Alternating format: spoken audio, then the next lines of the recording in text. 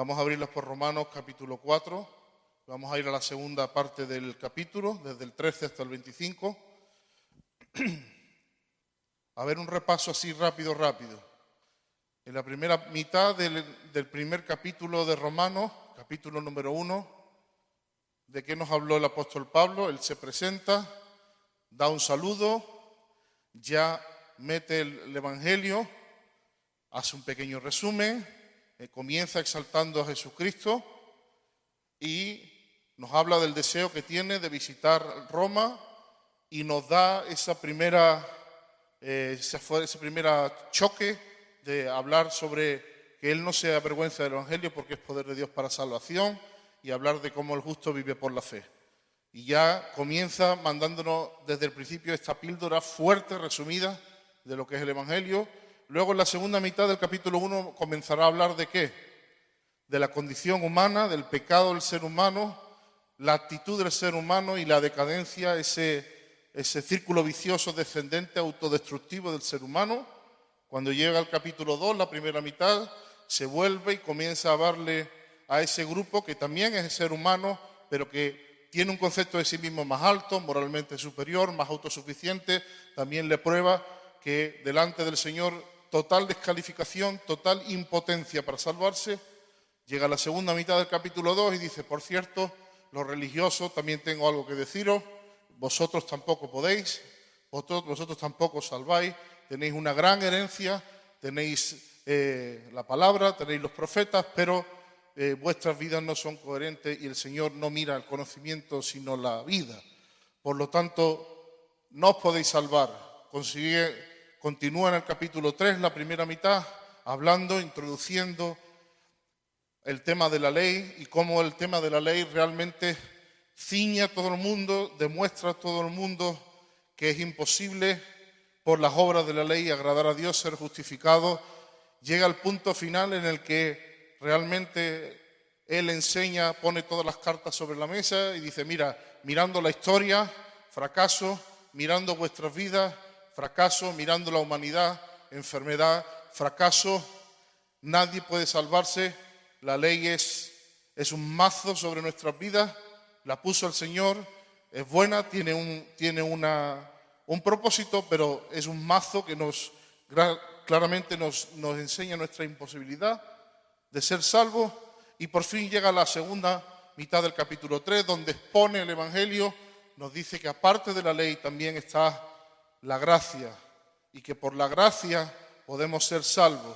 Nos habla de la gracia, nos habla de cómo a través de la fe podemos alcanzar gracia para ser salvos.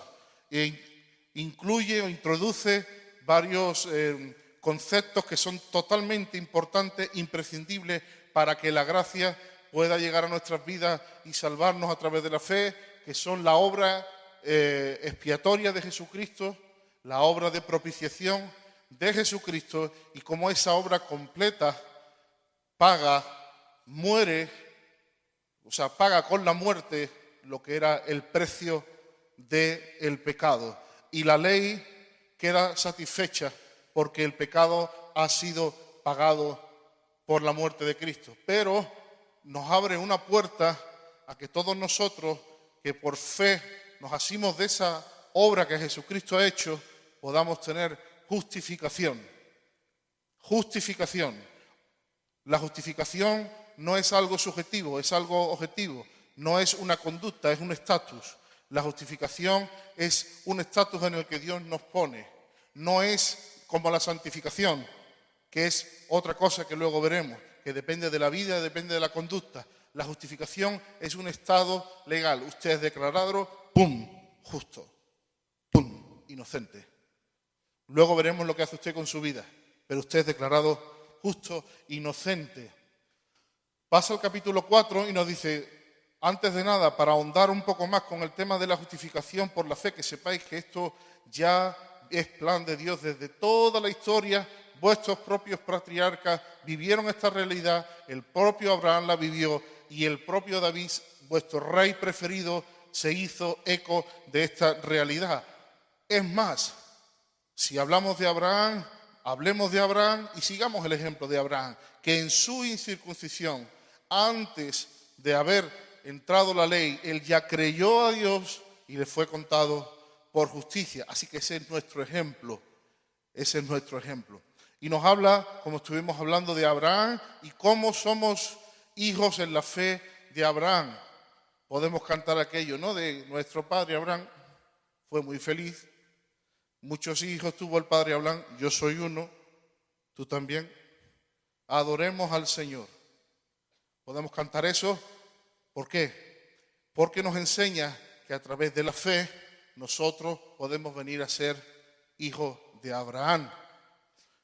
Llegando a esta segunda parte del capítulo 4, leemos que nos dice, versículo 13, vamos proyectando, o al que tenga la Biblia delante, dice, porque no por la ley fue dada a Abraham o a su descendencia la promesa de que sería heredero del mundo, sino por la justicia de la fe. Pues porque si los que son de la ley son los herederos, vana resulta la fe y anulada la promesa. Pues la ley produce ira, pero donde no hay ley tampoco hay transgresión. Por tanto, es por fe para que sea por gracia, a fin de que la promesa sea firme para toda su descendencia, no solamente para la que es de la ley, sino también para la que es de la fe de Abraham, el cual es padre de todos nosotros. Como está escrito, te he puesto por padre de mucha gente delante de Dios, a quien creyó, el cual da vida a los muertos y llama a las cosas que no son como si fuesen. Él creyó, Abraham, esperanza contra esperanza, para llegar a ser padre de muchas gentes, conforme a lo que se le había dicho. Muy, muy, muy importante este texto en lo que tiene que ver con la fe. Conforme a lo que se le había dicho. Así será tu descendencia. Y no se debilitó en la fe al considerar su cuerpo, que estaba ya como muerto, siendo de casi 100 años, o la esterilidad de la matriz de Sara. Tampoco dudó por incredulidad de la promesa de Dios, sino que se fortaleció en fe, dando gloria a Dios, plenamente convencido de que era también poderoso. ¿Quién estaba plenamente convencido? Abraham. ¿De que era también poderoso? ¿Quién? Dios. Para hacer todo lo que había prometido, ¿quién? Dios. Por lo cual, su fe le fue contada por justicia. Y no solamente respecto a él se escribió que la fe que le fue contada, sino también con respecto a nosotros, a quienes ha de ser contada. Esto es, a los que creemos en el que levantó de los muertos a Jesús, Señor nuestro, el cual fue entregado por nuestras transgresiones y resucitado para nuestra justificación. Este es otro de los textos que hay que apuntarse, porque son textos prioritarios en la carta de los romanos. A ver si al final de todo podemos sacar 5, 10, 12 textos que nos puedan resumir por lo menos la parte teológica de la carta. Este texto 25, el cual, Señor Jesucristo, fue entregado por nuestras transgresiones, resucitado para nuestra justificación. Jesús fue a la cruz por nuestra transgresión, o sea, por nuestro pecado, transgresión en contra de la ley. Por eso fue a la cruz a pagar, pero luego Él resucita y la resurrección nos da estatus de justificado. Ahora, el apóstol Pablo está dedicando mucho tiempo a todo esto. Y para la mayoría que ya conocéis que hay otras partes en la carta que son más conductuales, diréis, bueno, ¿por qué tanto hincapié en esto? Quiero sugerirte el hecho de que nuestra mentalidad, nuestra cosmovisión, nuestra fe, determina en un sentido cómo vivimos la vida. Difícilmente vamos a vivir más allá de lo que creamos. Difícilmente voy a ver sanidades si no creo en la sanidad. Si creo en la sanidad, las veré o no las veré, pero si no creo, difícilmente, ¿verdad? Y suma y sigue. El apóstol Pablo está poniendo una base muy fuerte que luego tendrá toda una parte conductual. Y todo esto habrá que traducirlo en un sentido a hechos reales de la vida real.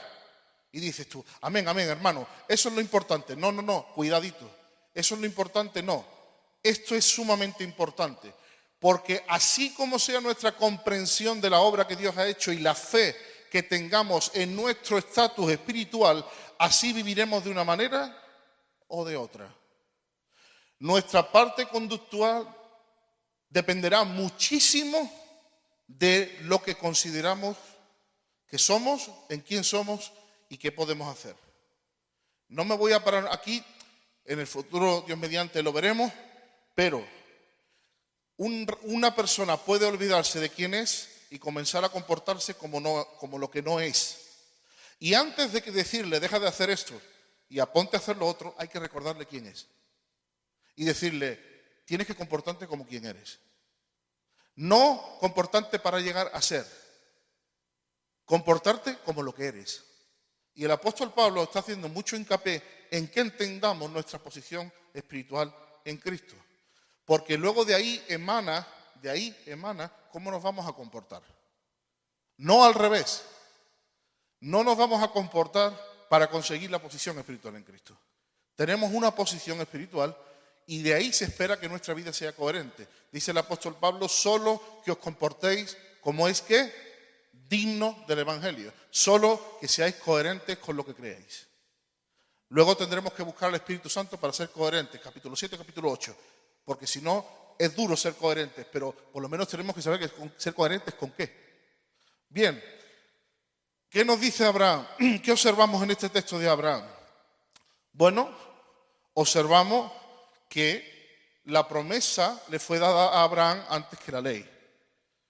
Y por lo tanto, y por la fe, él iba a heredar la promesa. Por lo tanto, nosotros tenemos acceso a la promesa mediante la fe. Gálatas 3:29, y si sois de Cristo, ciertamente el linaje de Abraham sois y herederos según la promesa. Si fuera por asunto de la ley, la fe sería vana y no habría promesa, porque solamente les correspondería a las personas que cumplen perfectamente la ley. Pero como es por la fe, tenemos acceso a la promesa. ¿Qué promesa? Porque estamos hablando de una promesa. Recordemos cuál es la promesa. A Abraham se le prometió que iba a ser heredero del mundo y que en él iban a ser benditas todas las naciones de la tierra y que de su linaje, de la promesa con P, iba a venir el Salvador. Por lo tanto, nosotros por la fe tenemos acceso a esa promesa y por eso nos llega. Los de la circuncisión deben imitar a su padre Abraham, pero deben imitar a la fe que tuvo antes incluso de ser circuncidado. Abraham creyó en Dios que da vida a los muertos. Aquí nos dice el texto, como hemos leído, que Abraham creyó que Dios da vida a los muertos. Veremos que la fe de Abraham se apoyaba mucho en el asunto de la vida y de la resurrección. Y esto creo que es de suma importancia. Fijaros, él creyó que Dios da vida a los muertos.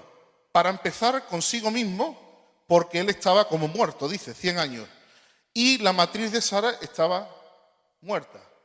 O sea, él creyó que Dios iba a darle a él vida para poder tener hijos y le iba a dar vida a la matriz de Sara para tener hijos. O sea, que Abraham creía, número uno, fervientemente en el tema de la resurrección, el poder de Dios para la resurrección, y además fue llamado padre de muchas gentes antes de no tener ninguno. De hecho, se le cambió el nombre y de Abraham pasaron a llamarle Abraham, que significa padre de mucha gente, y no tenía todavía ni un hijo. Este sí que era de la confesión, porque todo el mundo le estaban llamando padre de multitudes, ¿a qué hora vamos a ir al cine? Padre de multitudes, ha traído el pan y no tenía ni un hijo. Dice que creyó esperanza contra esperanza para llegar a ser lo que se le había dicho que era. Dio gloria a Dios honrando a Dios como un Dios que podía cumplir sus promesas. Entendamos que Abraham glorificaba a Dios porque cuando Abraham creía que Dios era quien decía ser, que era fiel a las palabras que había dicho y que además tenía la potencia y el poder para cumplir lo que había dicho, estaba honrando el nombre de Dios, estaba glorificando a Dios. Entonces, la esperanza que le llegaba, dice esperanza contra esperanza. Hay una esperanza buena y una esperanza mala. La esperanza buena es voy a tener un hijo. Llega la esperanza, la otra esperanza, y dice, hola, me llamo Esperanza de que no vas a tener un hijo. Se llama esperanza de vida y la tuya está ya sobrepasada, porque has pasado los 80. O sea, no, yo tengo aquí una esperanza que se llama razón, ¿no? Suele venir con la razón. Yo tengo una esperanza y él dice, no, pero yo tengo la esperanza contraria. Entonces él peleaba una esperanza que decía una cosa y la otra esperanza que decía lo contrario. O sea que él creyó contra todo pronóstico. Es lo que viene a decir. Contra todo pronóstico. Él, cuando venía el pronóstico negativo, él decía, sigo creyendo. No se debilitó por las circunstancias. No se vino abajo por las circunstancias. ¿Por qué? Porque le daba gloria a Dios. O sea, volvía a decir, yo creo en un Dios que no miente, en un Dios que cumple sus promesas y en un Dios que tiene la capacidad de llevar a cabo lo que ha dicho. Y como a mí me lo ha dicho, ¿qué está haciendo? Está exaltando a Dios, está glorificando a Dios, se está retroalimentando en su fe.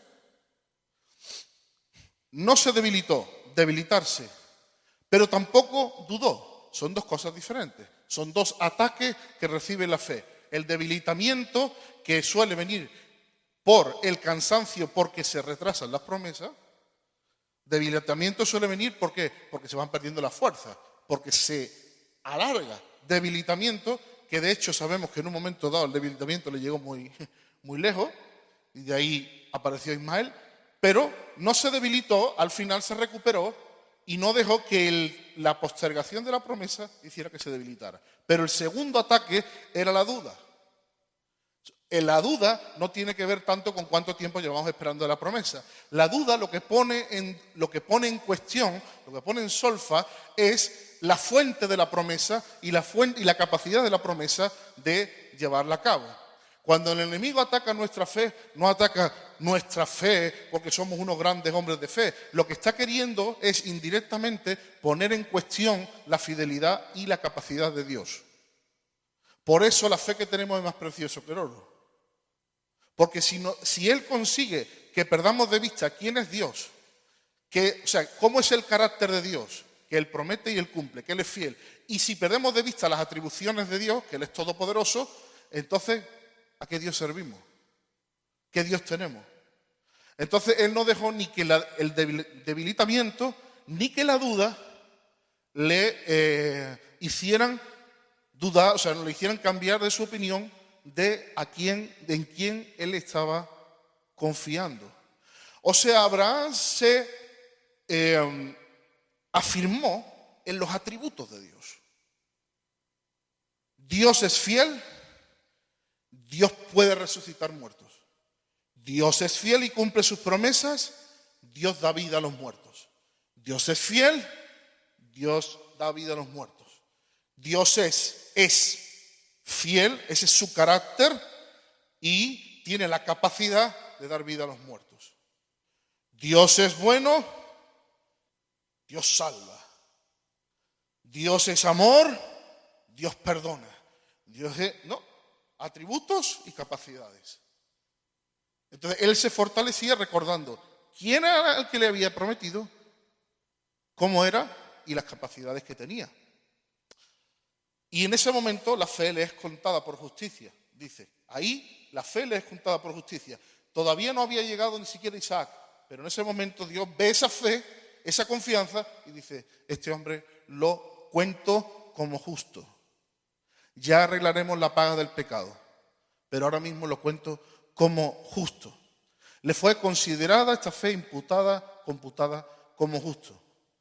Los que creemos en que Dios resucitó a Cristo y fue entregado por nuestras transgresiones y resucitado por nuestra justificación, recibimos esta justicia.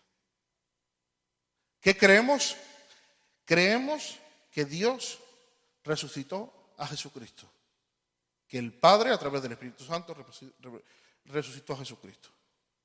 Y por eso justificación. Creemos que el Padre es vida y el Padre le devolvió la vida a Jesucristo. La ley, por lo tanto, no fue lo que habilitó a Abraham para recibir la promesa. ¿Qué fue lo que habilitó a Abraham para recibir la promesa? La fe. Y es interesante porque, como decía antes, no debe confundirse la justificación con la santificación. Fuera de toda duda, dice un comentarista, la justificación significa exclusivamente un cambio del estado o de la condición del hombre para con Dios. Un cambio objetivo y no subjetivo. Cambio de culpa y condenación a absolución y a aceptación. Dios nos cuenta primero como justos y luego nos hace justos. Primero te hace un hijo y luego te hace un buen hijo. Él te cuenta primero como justo y luego te hace justo. Esto cambia totalmente todo. Porque nuestra chasis dice, yo tengo que ser justo para llegar a ser justo.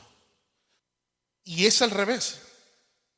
Yo me comporto justamente porque soy justo. Vamos a ver aquí. Nos cuenta la fe como justicia. No hay mérito. Es una gracia que solo se alcanza por la fe. De hecho, el hecho de que Él resucitase significa que la obra está consumada, que el precio está pagado y que Dios está infinitamente satisfecho con la obra expiatoria de Jesucristo. Si vemos la vida de Abraham, en esto que estamos hablando de la fe, veremos que toda su obediencia, todo lo que él hizo, fue siempre desde su fe ponerlo en acción. O sea, la obediencia de Abraham fue fe en acción. Abraham actuaba desde la fe que tenía. Como dicen los americanos, drink it in, deja que te entre. Abraham obraba desde la fe que él tenía. Él tenía fe y cuando Dios decía por aquí, su fe se ponía en acción y él obraba de forma coherente con la fe que tenía. Por eso es tan importante tener la fe correcta. Abraham creyó y actuó, obedeció. Si Abraham hubiera sido como nosotros, como un servidor, posiblemente hubiera caído en dos extremos. El extremo número uno hubiera sido a Dios rogando con el mazo dando. O sea, sí, Dios ha prometido, pero más vale, Sara, que tú y yo nos pongamos aquí al lío porque, bueno, vamos a ver. Es más, vamos a buscar un fármaco por ahí que nos ayude porque, ¿no? O lo que en otras ocasiones hacemos. Dios lo ha prometido. Vale, perfecto. Pues nada, Sara, avísame cuando quedes en estado. ¿Os habéis planteado alguna vez que con 100 años tuvieron que tener intimidad? Eso es fe, hermano, en acción. Eso es fe en acción. O sea, fijaros, la fe que tenía Abraham lo llevó a tener la intimidad con su mujer. O sea, una fe que lo llevó a dar pasos de obediencia. No se quedó en una fe mística, donde él no hizo nada, ni tampoco se quedó en una fe que no tiene valor, donde el ser humano es el que se lo tiene que currar. No. Es una fe real, verdadera, que luego le acompaña la obediencia. Su fe, dice Spurgeon, no se quedó quieta. Tomó pasos de obediencia. Porque si no, sería una fe muerta que no justifica a nadie. Dice Spurgeon, ¿cuánto necesitamos ser fortalecidos en la fe? Querido hermano, poca fe le salvará si es fe verdadera, pero hay muchas razones por las que usted debería buscar incrementar su fe. Mucha fe verdadera y mucha. Entonces, nosotros que estamos aprendiendo del ejemplo de Abraham, ¿Qué podemos aprender de este texto? Bueno, número 1, Abraham creyó que Dios resucita a los muertos. Yo creo que Dios resucita a los muertos. Y creo que Dios resucitó a Jesucristo. Y creo que Dios nos resucitará. Y creo que Dios tiene poder de dar vida. Segundo, ¿qué más nos enseña Abraham? Que él creyó que Dios llama a las cosas que no son como si fueran. Nos llama hijos cuando no éramos hijos, nos llama pueblo por la fe cuando no éramos pueblo, nos llama justos y santos cuando no lo éramos. Entonces, ¿qué aprendemos? Que Dios es un Dios que honra la fe. Y cuando Él ve fe, que se le cree, Él dice esto es así y luego se encarga de que venga a ser así. Cuando Dios dice, ¿eres santo? Eres santo. Cuando Dios dice, ¿vas a vivir? Vas a vivir. Cuando Dios dice, ¿vamos para adelante? Vamos para adelante. Cuando Dios dice, ¿tienes plan? ¿Tengo un plan? Tengo un plan. Y lo mejor que podemos hacer, ¿sabes lo que es? Creer. Creer. Bueno, sí, pero eso habrá que ponerle patas a la fe, hermano. Mañana hablamos de las patas de la fe. Hoy, creer. Creer. Sí, Señor. Sí, Señor. Y verbalizar. Como hacía Abraham. Hasta me cambian el nombre y me llaman Padre de multitudes. ¿Qué más nos enseña Abraham? Abraham creyó en lo que se le había dicho. Ay, hermano, ya lo hemos dicho en otra ocasión, la fe tiene que estar basada en lo que Dios ha dicho. Si no, no es fe, son buenas intenciones o presunción. Abraham creyó de forma alocada, irreverente contra la razón, porque Dios le había dicho que iba a tener hijos. Si no, no se le hubiera ocurrido creer que iba a tener hijos. Entonces, muchas veces la fe, y lo entrecomillo, no nos funciona la fe y luego nos desanimamos porque hemos creído cosas que Dios nunca nos ha dicho. Y Dios se compromete a llevar a cabo y financiar lo que Él dice. Lo que Él no dice, lo mismo te lo da por misericordia o lo mismo no, pero no está comprometido. Él se compromete con lo que Él dice. Así que es muy importante que entendamos qué es lo que Dios nos está diciendo, qué es lo que Dios nos ha dicho, qué es lo que Dios te ha dicho a ti, hermano, a mí, qué es lo que ha dicho de tu familia, cuáles son las promesas que Él ha hecho, cuáles son las promesas que ha hecho en esta casa, porque sobre esas promesas y sobre esas palabras es sobre las cuales tenemos que poner toda nuestra fe, que es lo que hizo Abraham. Número 5, Abraham creyó que era poderoso para cumplirlo. Tenemos que recuperar una imagen correcta de quién es nuestro Dios. Dios tiene poder más que suficiente para llevar adelante su voluntad. No es la capacidad de Dios no es nunca el problema. Esta mañana lo estaba leyendo cuando Senaquerib y cuando atacan al pueblo de Dios y al pueblo de Judá. Y están ahí, que no saben qué van a hacer, que mira, que vienen los mensajeros, le gritan al pueblo, todo el mundo ahí muerto de miedo. Y tú ves la situación, tú la estás viendo, las murallas, el ejército, el otro que viene, no sé cuánto. Y tú dices, madre la que hay aquí liada. Y dedica un montón de tiempo del capítulo a decir que bueno, que se hablaron, que se dijeron, que estaban enfrentándose a Dios, que estaban hablando mal contra Dios, que estaban blasfemando. Luego buscan a Isaías, Isaías le dice... Y todos dedican mucho tiempo a las cosas que Dios quiere dedicar tiempo. Y cuando por fin dice, oye, tranquilo que esto, el año que viene estáis comiendo de vuestras papas y tranquilo que esto lo resuelvo yo. Manda un ángel, 185.000 muertos, a casa. A casa. Medio versículo. Señor, no, es que esta no era la parte...